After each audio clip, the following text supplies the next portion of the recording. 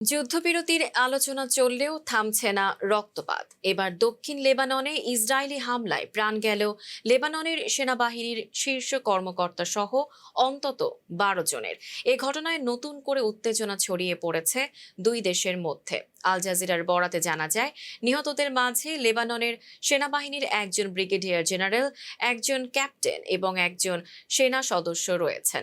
লেবাননের সেনাবাহিনী জানিয়েছে, খারদালি নাবাতিয়ে সড়কে একটি সামরিক যানবাহন লক্ষ্য করে চালানো হামলায় ব্রিগেডিয়ার জেনারেল ওয়াসাম সাবরা, ক্যাপ্টেন এলি খৌরি ও সেনা সদস্য হুসেইন ঘাজল নিহত হন। অন্যদিকে ইসরায়েলি সেনাবাহিনীর দাবি, হামলাটি একটি সক্রিয় যুদ্ধাঞ্চলে চালানো হয়েছে।